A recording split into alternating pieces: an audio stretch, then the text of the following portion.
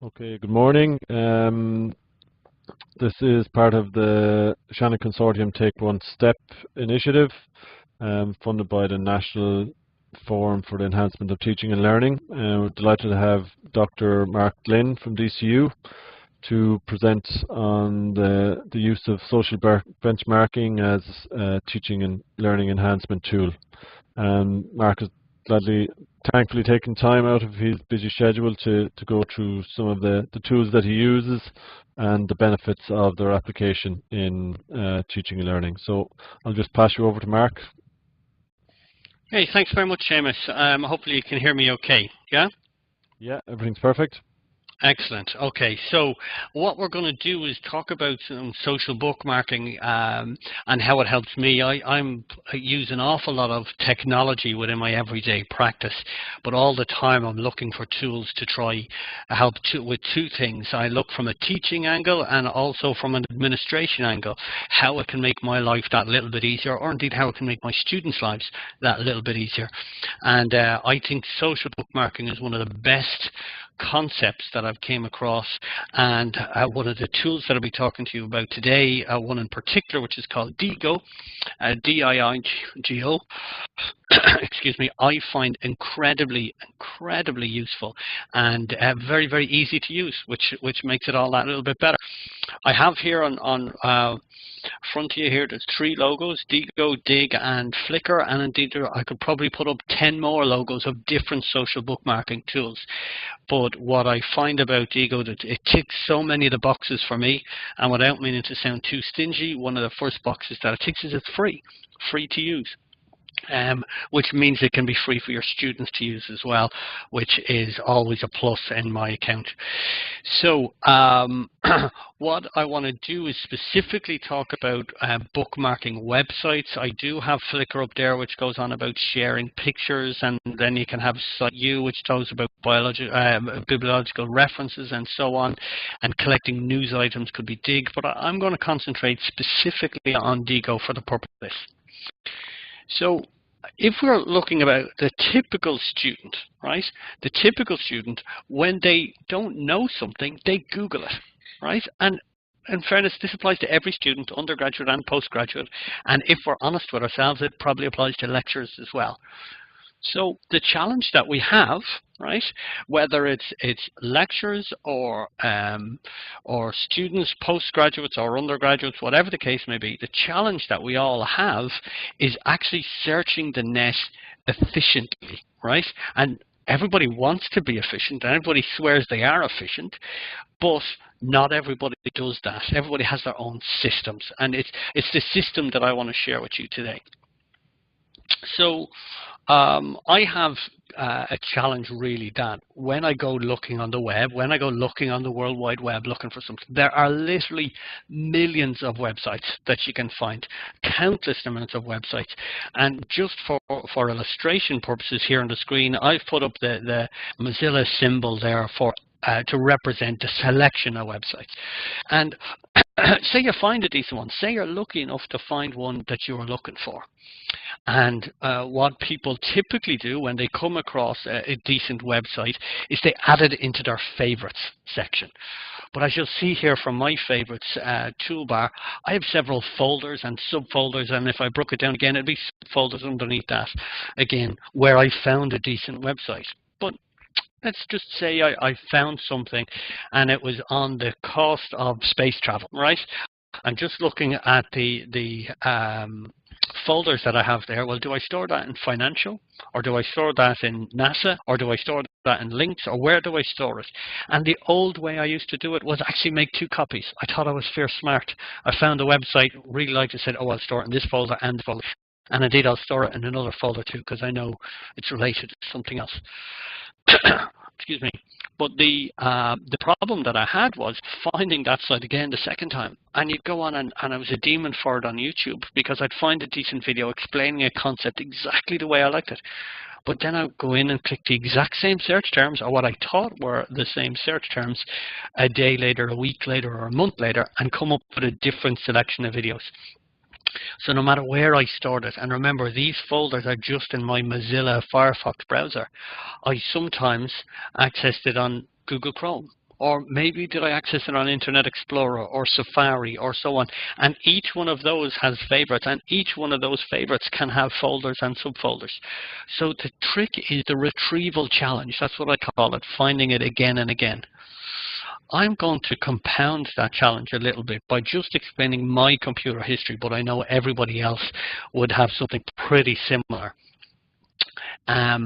So in the late 90s, I had, and this is only stretching back as far as the late 90s, up as far as the present day, I would have had 5 different computers.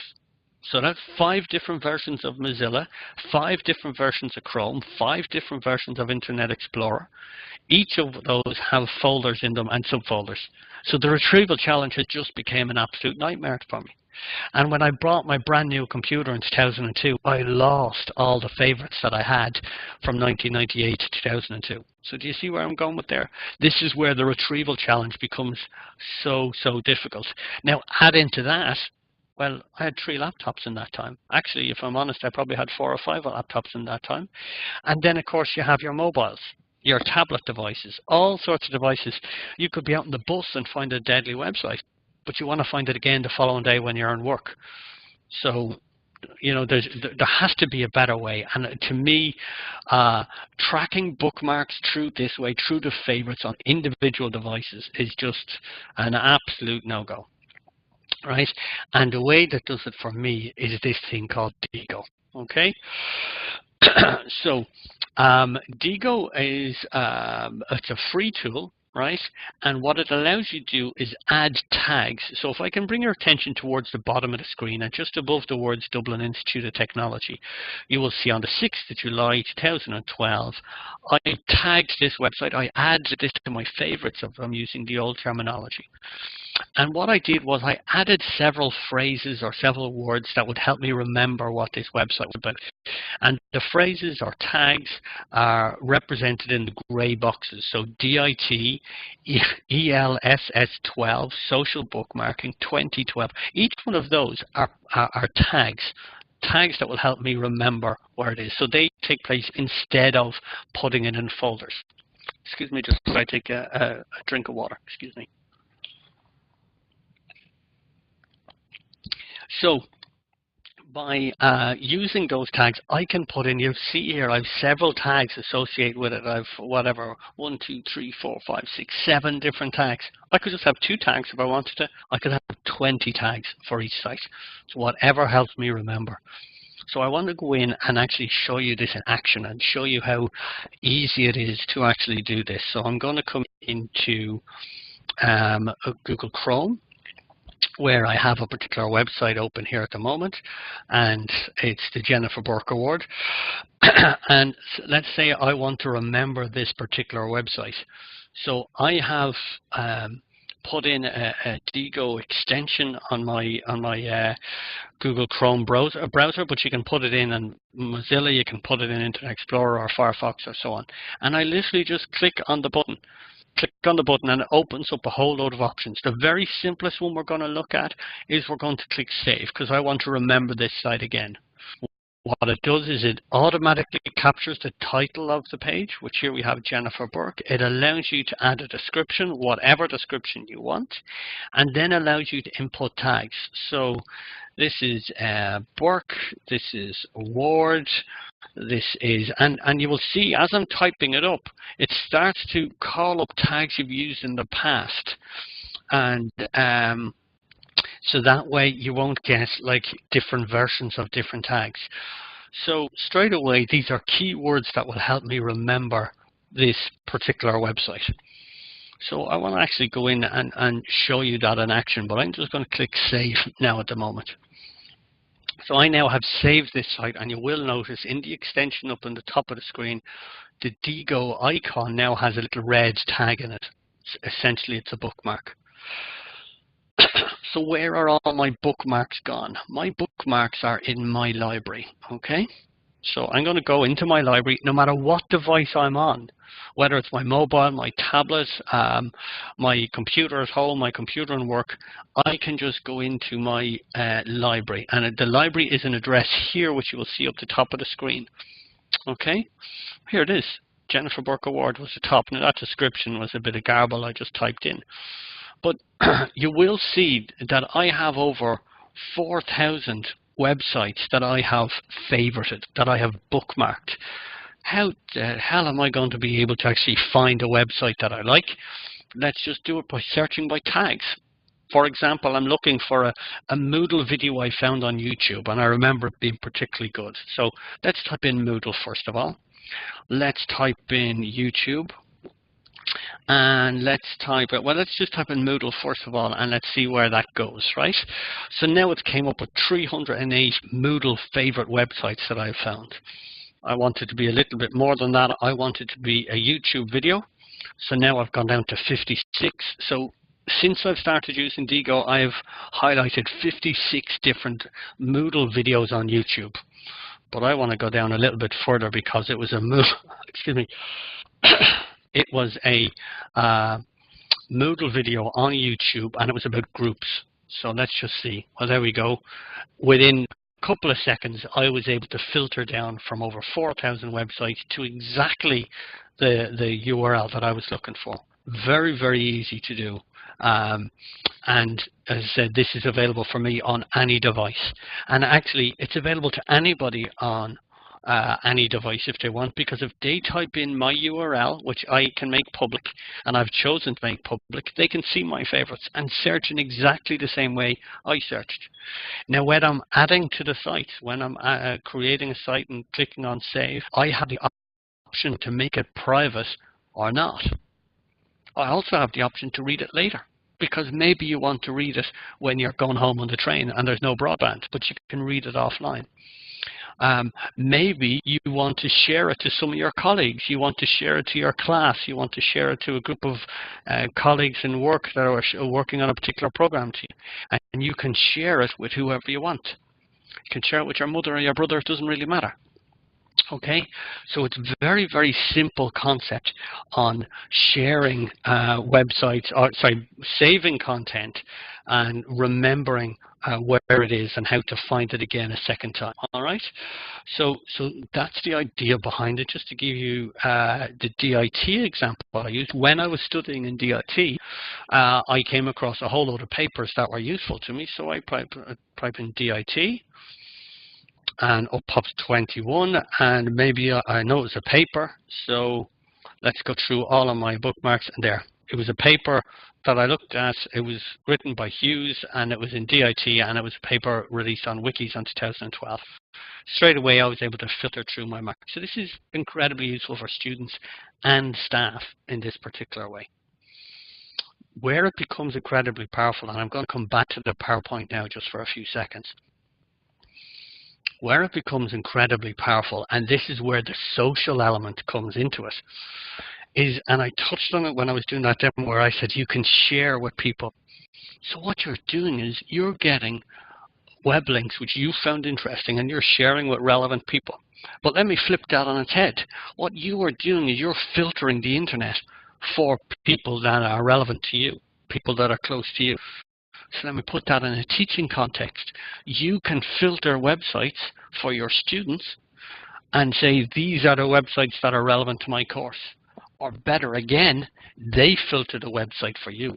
They filter the internet for you. You give them criteria as part of an assignment and say, find me and evaluate 5 websites. Write a short bibliography, prepare a bibliography of websites on whatever topic it is. It's a no-brainer, an absolute no-brainer from a classroom perspective, because what you end up doing is you may have a group from your chemistry class represented in silver, and your analytical science class represented in pink, and your environmental chemistry group, and these are first years and third years and fourth year, but all of a sudden they're filtering the internet for you, and they're filtering the internet for one another as well. It's so easy to do, so easy to manage. It's nearly insulting that you haven't been using it all the time already, right? Because the internet, as I said at the onset, millions of websites, and now you can do this literally by the click of a button and get others to be clicking them buttons for you and filtering them out. So it's keeping with the teaching context. let's just say, find a site of interest, right? Find a site of interest that's relevant to the course. Tag it with an agreed item. So one of our courses has a code, as everybody's course in higher education has some form of code. In our case, LI501. So tag it with LI501. So then if I go on to your domain, your bookmarks, and I do a search for any tags related to LI501, I'll come up with it. But so will your colleagues on the course. And then, of course, as I say, you can share it with specific people. You imagine asking your students to do this as an assignment. And one of the criteria is you must not tag a site somebody has tagged already.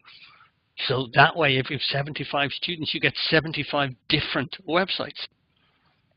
So again, this is a way of effectively using the internet. Let me come up with another example from a teaching capacity where you want to share your web links with your students.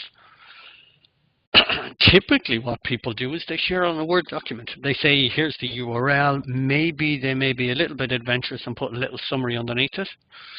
Problem is when they share this and they print out this Word document and they bring it into the class, and then maybe they have 50 students, so they have 50 copies of this Word document. And then the students aren't actually in that day, maybe half of them turn up, and the next class and the class after and the class afterwards, you have to carry around all of these extra handouts. A worst case scenario, one of your students goes off and realizes that the top web link is now dead, it's no longer working, so your Word document is immediately out of date. One of the students, one of the more enthusiastic students says, yeah, I see your website, but I found a better one. Maybe you can add that to your list. Your site is out of date. You have to go off, throw out all those pages, and then go off and update your list. So people use a blog, and this is represented by the blogger symbol here, or a learning management system is the next step, of course. But let's just stick with a blog for the moment. You just put all your content in a blog, refer your students to the blog for those list of links that's there, and when it needs to be updated, you just update that list, okay? But Moodle is the other obvious one, where you put on a link onto your virtual learning environment, which has all of your decent web links in there. And let's just say, for argument's sake, the note that you attach to it, here are your web links, 1, 2, and 3, and share any decent ones that you find. So what happens? Instead, I'm saying share the Diigo link, right? And I'll show you the Diigo link now in a second. Now, the Diigo link contains web link 1, 2, and 3. And then a student comes back to you and says, well, I have a better link. I found a great link as well. So what do? You just keep the Diigo link the way it is, which is up here in red at the top, and you add web link 4. Now, on your Word document, or in your course manual, or in your blog, or on your learning environment, your virtual learning environment, you still have the exact same link. You haven't needed to update it because it updates automatically. It's live within the cloud. And somebody adds a 5th web link, and a 6th web link, and a 7th, and an 8th, and so on, and you don't have to go back and change your virtual learning environment, or your blog, or your handout, or anything along those lines. So that's where Diigo becomes very handy. And what I want to do is actually show you what that web link looks like, what that Diigo web link looks like. And I'll show you a live one here.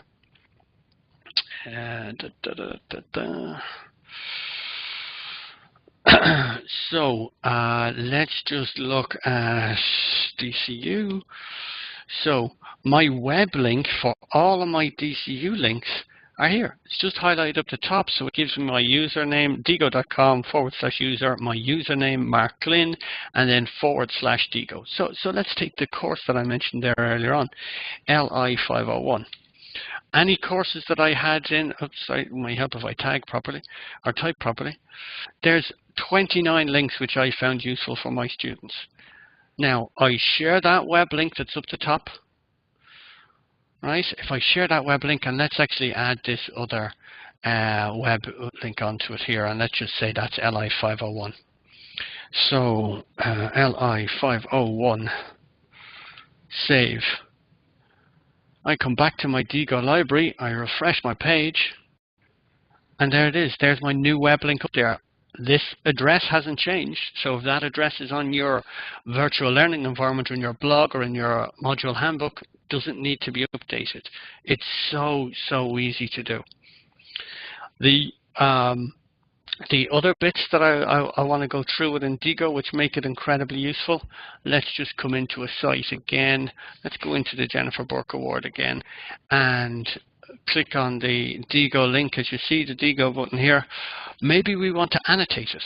Okay, so why would I want to annotate it? I look at a website, I look at a website here, and I want to annotate the thing because when my students look at it, I want to be able to highlight specific bits and pieces to them, right?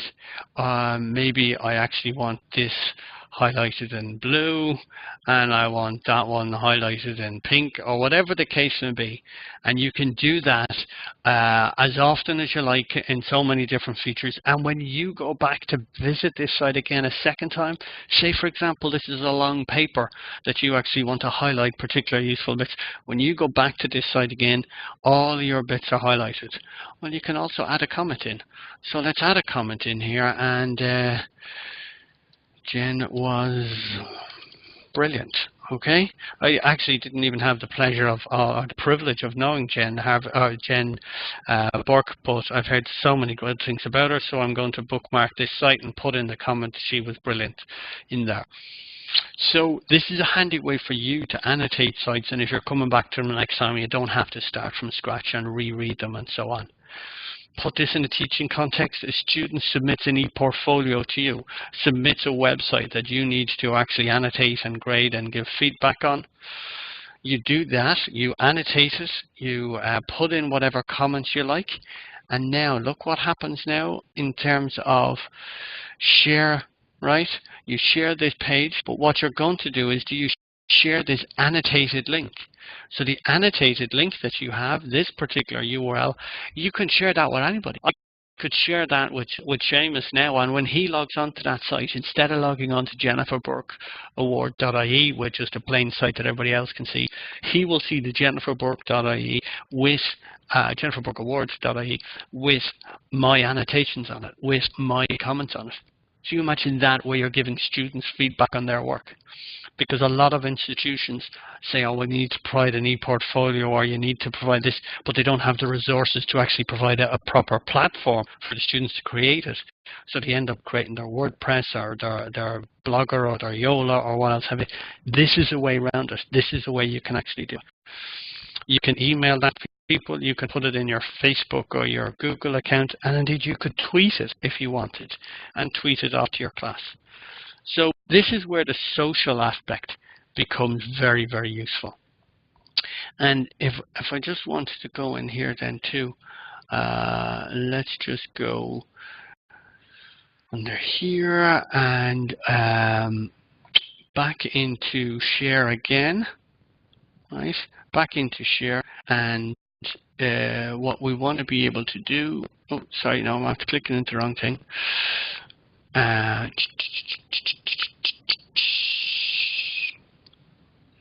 Right, it takes the annotation. So I'm back into my annotations here, and I clicked on the bullet point list there. So it showed all the annotations that's here, and now I can copy those annotations.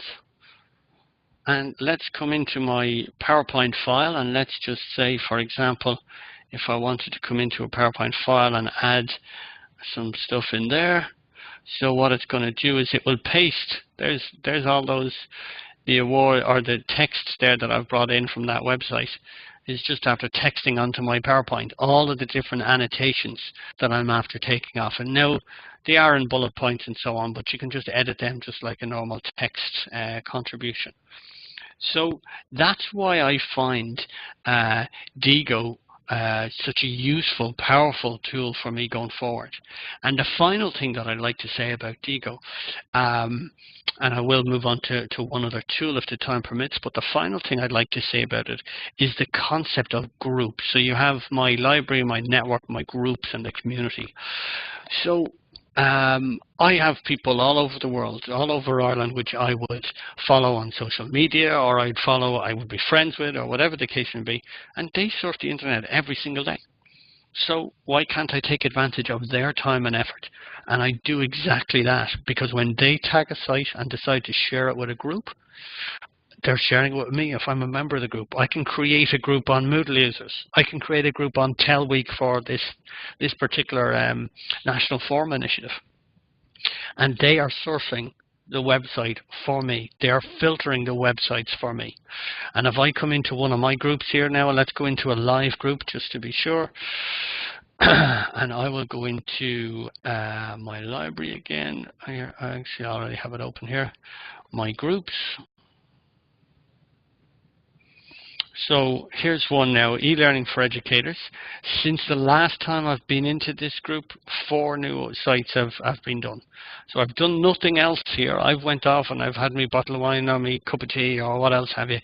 And other people, so in this particular gentleman represented by the dog here, Niall Coots, he logged on the internet, found this site and thought I would be interested in it. People in this group would be interested in it. So he bookmarked it. Here's the tags he bookmarked it with. And indeed, here's his comments that he decided to share with me. And look, there's loads more. And I keep coming in, and these people are surfing the web for me. And it works so well for me. And if I find people with common interest and we set up our own group, I then just end up finding that website. And this is where the next tool comes in. I find a website that I have a look at it, and maybe I agree it's a good or a bad website, but let's just say it's a good one and I want to share it with my class. I can share it via Diigo, share it with a different group, maybe, as I say, my class, or I can just share it via Twitter or Facebook. I can just actually tweet out this link by using the second tool, and the second tool is a thing called Hootsuite. So what it does is it captures the title of the website, the URL, and then you can put in whatever message you want to do with that. So let's just go another hashtag, and let's go EdChatty. Okay, I can post it now. I can post it at a specific date, or I can auto schedule. So if I auto schedule, and then maybe there we go, it's scheduled to use, and now I'm going to go back into my Diigo group and maybe find this site, and let's decide to, I look down through that and I particularly find, oh, this is actually quite useful. So let's try tweet that again, repeat the process and press auto schedule again. So I, in reality, could spend 5 minutes sifting through all of the stuff that other people found useful, and then use Hootsuite to schedule my tweets or schedule my LinkedIn messages or schedule my Facebook messages and so on. And what I've done is I've spent 5 minutes, but I've used all the time of Nigel and Cool Cat and whoever else, these people, whatever they're called, Victoria's Kids and so on. So it's very, very easy for me to look more efficient than I am when it comes to sending out tweets and sending out Facebook messages and LinkedIn. So again, just to be sure, click on that icon, and then when I press auto schedule, it will literally space out the tweets in between for all the times that I have done there. You can pick it at a specific date. Anytime I'm giving a presentation, I put my stuff up on SlideShare, and a minute before I'm due to step up onto the stage, I literally press post later, and my tweet is actually, like a week before I'm meant to pop up on stage, I click post later and schedule it for the particular minute before I'm due to pop up on stage, and then it goes out at that time. So again, a handy way to make me look more efficient than I actually am. Believe me, it's a swan on the top of the water, but my legs are paddling like 90 underneath. This just helps me move it along. Okay, so hopefully that's enough of some hints and tips essentially to help you better organize your time. There are other tools for mind maps and other tools for other bits and pieces, but I'll be delighted to talk to you about them at another stage. I just don't want to melt your head too much. So Seamus, how's that for you? Mark, that's great. Thank you very much. Very useful and insightful, and I suppose the application of it in the the context of teaching is about the thing that most people are going to be interested in. I suppose one or two questions, certainly from my side, maybe to get things going. If you could just elaborate on two things. Sure. From your experience, I suppose students' experiences and engagement with Diigo or other social bookmarking tools. Have you found that you've had to do much, in inverted commas, training or coaching of them in its use, or has it fallen into their laps fairly easily? No, it falls into their laps fairly easy because it's that easy to use. You usually just click on the button and click save, and you're done. Right?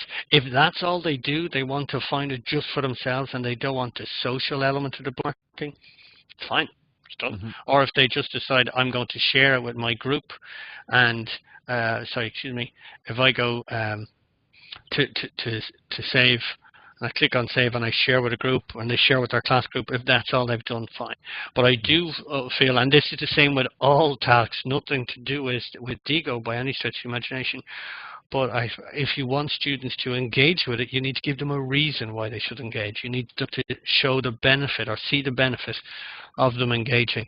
And at the very start, I just give them a little exercise to do and tell them it's part of their coursework. But then after a while, they're hooked.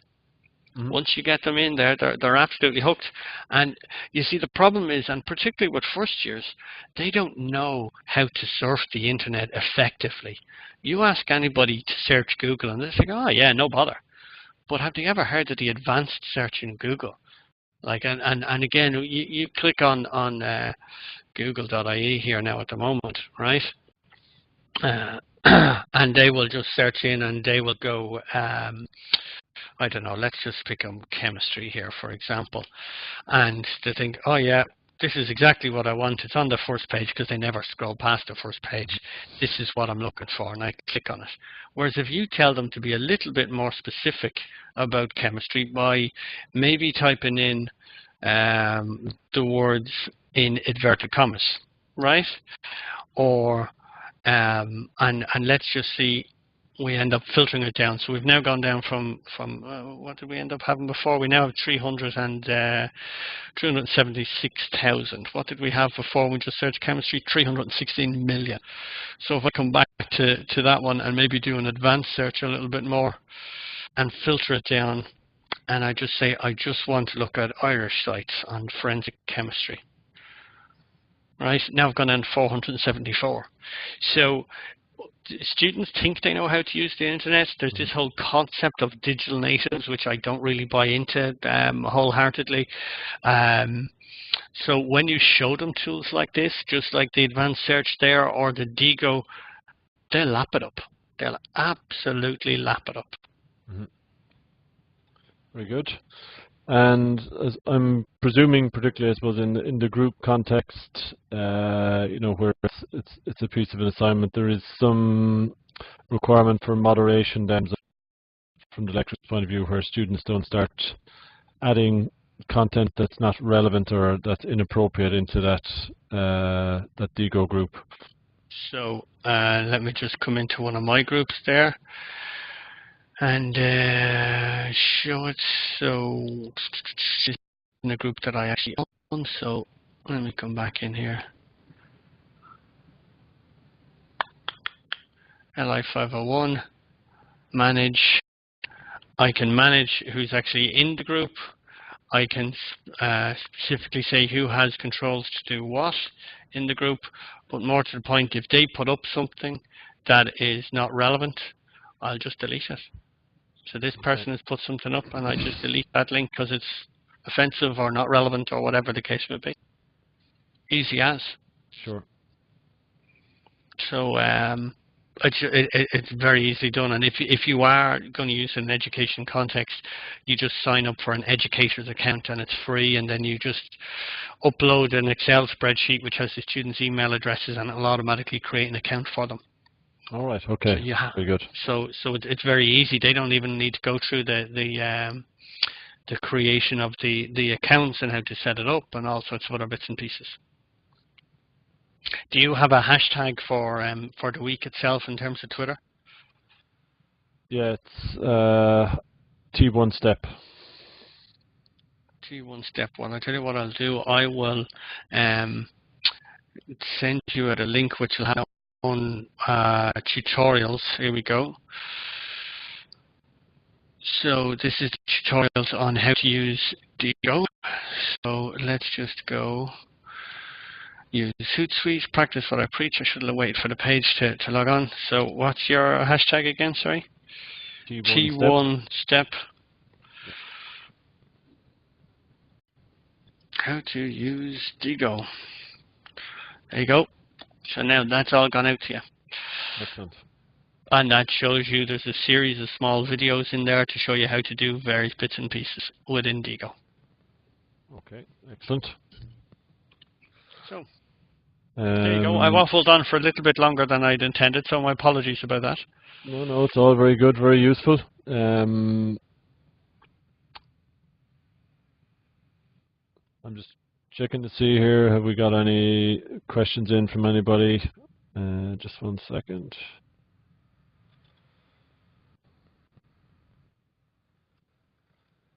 Nothing has popped in. It was far too explanatory, obviously, Mark.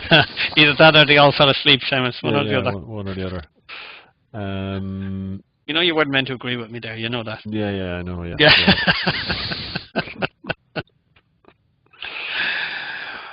Okay. Listen, Mark, I appreciate you taking the time out of your busy schedule. I mean, as with all of these tools, the best way to learn is to dive in and play around, and start with something small in the class for a particular assignment or a particular part of the assignment, and to try it out and to test it, and even just build up your own Diigo social bookmarks over time, and then start sharing those with the class, and then to take it from there and start moving into more advanced aspects of Diigo or other social bookmarking tools. Well, so again, thanks, Mark, and I'm sure we'll talk to you soon. All right. Cheers, mate. Thank you.